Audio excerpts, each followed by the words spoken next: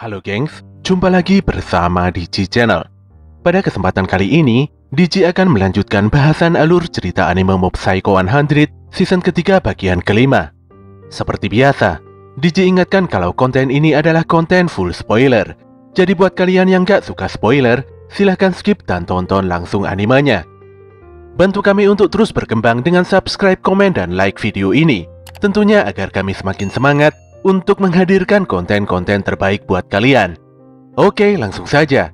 Persiapkan diri kalian and enjoy.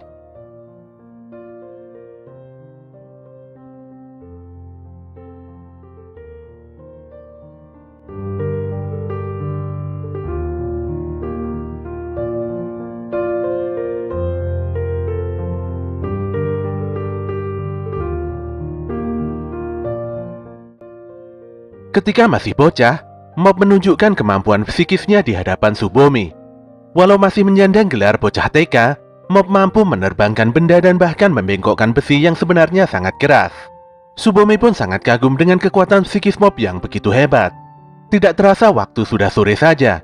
Mereka berdua pun bergandengan tangan dan pulang bersama-sama dengan perasaan yang riang gembira. Pada kegiatan sekolah tahun baru ini, Pak Guru menginformasikan kalau Triwulan 3 sudah dimulai. Setelah upacara pembukaan, semua siswa harus mengumpulkan PR musim dingin kemarin. Selain itu, semua siswa juga harus mempersiapkan diri untuk menghadapi ujian akhir sekolah. Disinilah Mob sangat berharap kalau naik di kelas 3 nanti, dia bisa sekelas dengan Tsubomi. Sayangnya Pak Guru mengumumkan kalau Tsubomi bakalan pindah dari sekolah ini bulan depan. Tentu saja Mob langsung syok saat mendapatkan kabar ini. Padahal dia berencana nembak Tsubomi setelah ujian masuk SMA. Walaupun sangat kebingungan, namun Mob telah memutuskan untuk menyatakan cintanya sesegera mungkin. Untuk itulah dia langsung meminta saran dari teman-temannya di klub body kekar. Sayangnya teman-temannya tidak memiliki pengalaman cinta seperti itu. Pun demikian, semuanya selalu mendukung Mob 100% untuk melaksanakan niatnya. Nampaknya hal yang sama juga terjadi pada teman-temannya di klub telepati. Mereka sangat jelas tidak bisa memberikan saran yang berarti pada Mob. Walau begitu, si Tome memberikan saran yang menurutnya sangat penting, yaitu mengubah gaya rambut Mob. Inukawa Kichibayashi dan Saruta pun selalu mendukung dan mendoakan semua hal yang terbaik untuk Mob. Di belakang gedung sekolah, banyak cowok yang ngantri untuk nembak Tsubomi. Tentu saja Tsubomi langsung menolak request para cowok tersebut. Apalagi dia mulai kesal karena tidak begitu kenal dengan sebagian besar dari mereka. Saat ini keadaan di belakang sekolah benar-benar seperti pabrik yang memproduksi masal cowok yang patah hati. Walau begitu berat, Mob tetap berusaha dengan meminta saran dari Mesato. Menurut Mesato, Mob harus ramah, bisa diandalkan, bisa diajak curhat, dan bahkan bisa memberikan saran. Jika Mob memiliki semua sifat tersebut, Mesato cukup yakin kalau Tsubomi mungkin akan menerimanya. Selain itu, Mob juga meminta saran dari Reigen dan Serizawa. Serizawa pun memberikan saran yang cukup membuat hati Mob tenang. Demikian juga dengan Reigen, di mana dia memberikan saran yang tidak kalah penting dari Serizawa. Walau faktanya, saran tersebut didapatkannya dari contekan di HP-nya. Intinya, Reigen meminta Mob untuk tidak memikirkan strategi apapun. Mob juga harus menjadi dirinya sendiri yang jujur dan apa adanya. Reigen yakin kalau Mob pasti bisa melakukannya. Sepulangnya dari kantor biro, Mob bertemu dengan Teru. Disinilah Teru mengetahui tentang masalah yang dihadapi Mob. Sebagai seorang cowok keren, Teru meminta Mob untuk bersikap tenang dan santai.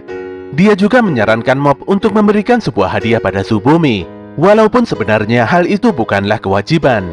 Contohnya mungkin seperti memberikan sebuah karangan bunga.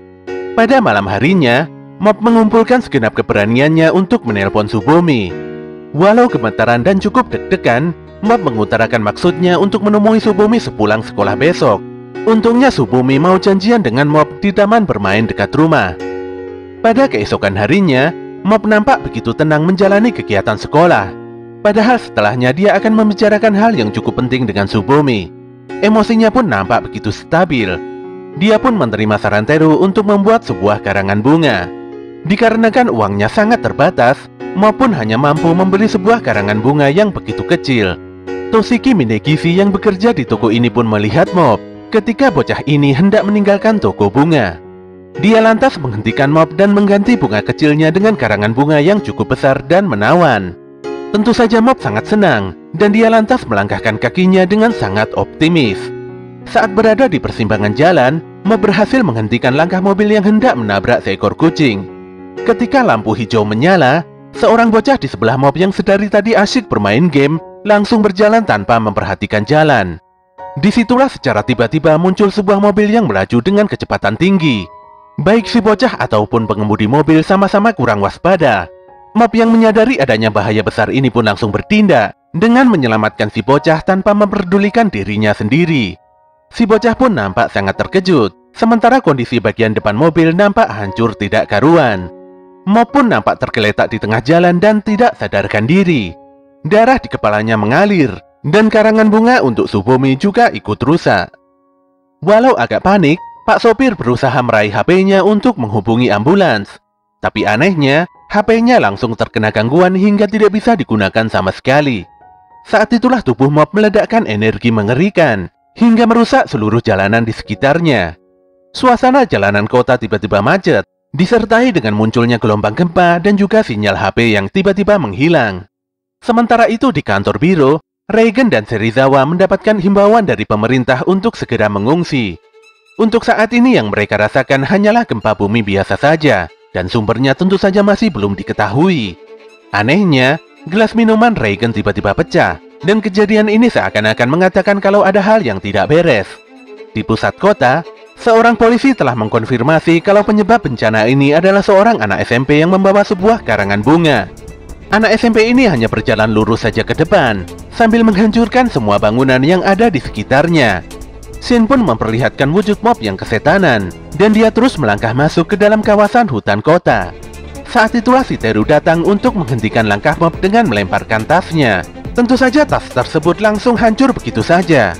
Teru agak bingung mengapa Mob menghancurkan semuanya. Walau tidak mengerti, Teru berharap kalau Mob mau curhat padanya. Teru merasa kalau dirinya juga sudah bertambah kuat, apalagi saat dia melihat Mob, dia memang harus banyak berlatih. Teru juga nampak senang, karena Mob mengikuti sarannya di mana dia membeli sebuah karangan bunga. Sayangnya si Mob tidak mendengarkan, dan malah menghentakkan energi psikisnya hingga membuat Teru terpental dan berguling-guling cukup jauh. Teru pun terpaksa melepaskan sialnya untuk menahan Mob dengan kekuatan maksimalnya. Sayangnya dia langsung terpental dan meledak setelah diserang oleh Mob. Teru pun gemetaran, dan dia kembali mengingat tentang pertemuan pertamanya dengan Mob. Teru hanya meminta agar Mob segera menghentikan tindakannya dan segera pulang ke rumah. Bagaimanapun juga, Mob telah memberikan pelajaran berharga pada Teru, di mana Teru sebenarnya hanyalah manusia biasa yang tidak bisa selalu bergantung pada kekuatan psikis. Teru sangat memahami usaha keras Mob dalam mengendalikan kekuatan psikisnya. Walau Teru dihajar habis-habisan, namun dia tetap meyakini kalau Mob bukanlah orang yang suka menyakiti orang lain. Dia pun meledakkan energinya dan membuat karangan bunga Mob terhempas. Melihat reaksi Mob, Teru lantas menghancurkan karangan bunga tersebut. Namun sayang, Mob masih sempat menyelamatkan karangan bunganya dan kembali lagi menghempaskan si Teru hingga menabrak bangunan rumah susun yang banyak penghuninya. Dengan sangat serius, Teru meminta Mob agar tidak mengamuk di tempat ini karena masih banyak orang sipil yang belum dievakuasi. Dia juga berteriak pada semua orang untuk segera pergi dari pusat bencana ini. Dia pun sangat terkejut karena Mob kembali meledakkan kekuatannya, padahal banyak sekali orang biasa di sekitarnya.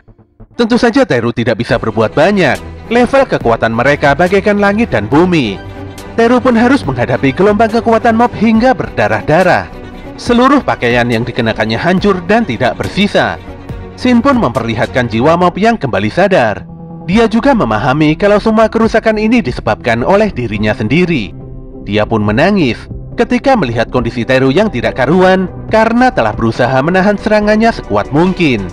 Walau tidak berdaya, Teru masih berusaha bangkit dan mengerahkan sisa-sisa kekuatannya untuk menyelamatkan ratusan nyawa. Dia pun melindungi semua orang dengan barrier kekuatan kuningnya. Teru sama sekali tidak mau diremehkan, apalagi dia telah mengakui Mob dan menganggapnya sebagai seorang rival.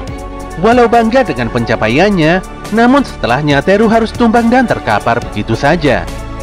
Di saat yang sama, Koyama dan Sakurai tengah sibuk bekerja di sebuah minimarket. Mereka terlihat sudah tobat 100% dan bekerja mencari uang dengan cara yang halal. Namun untuk melindungi tempat kerjanya ini, Mereka harus berhadapan dengan mob yang akan melewati posisi minimarket tersebut. Mereka berdua pun sadar kalau sosok Esper mengerikan yang mendatangi mereka adalah mob. Parahnya, mob terus saja berjalan tanpa memperdulikan peringatan Koyama. Jadi mau tidak mau, Koyama dan Sakurai harus bersiap dengan kekuatan psikisnya untuk menghentikan amukan mob. Di sisi lain, Tsubomi nampak khawatir dan tetap menunggu kedatangan mob. Sementara itu semua orang nampak berkumpul di gor sekolah. Tome dan yang lainnya pun sadar kalau foto sosok yang muncul dari pusat bencana adalah mob.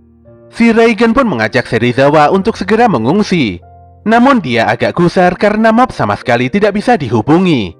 Disinilah Serizawa memberikan info pada Reigen, di mana ternyata si mob lah dalang dibalik semua bencana ini. Di lain tempat, sebuah pesawat tengah mengangkut beberapa residivis yang diduga memiliki kekuatan telekinesis. Joseph menjelaskan kalau para residivis ini ditugaskan untuk membereskan mob. Jika mereka berhasil mengatasi masalah ini, maka hukuman mereka pasti akan dikurangi. Ternyata salah satu residivis ini adalah mantan pemimpin tertinggi Sume, yaitu Toichiro Suzuki. Toichiro pun langsung menghajar para kriminal lain yang berani menantangnya. Dia merasa harus turun tangan sendiri, apalagi dia sangat memahami kalau musuh yang dihadapinya adalah mob. Setelah pintu bagian belakang pesawat terbuka, dia pun langsung terjun bebas untuk melepaskan segenap kekuatannya.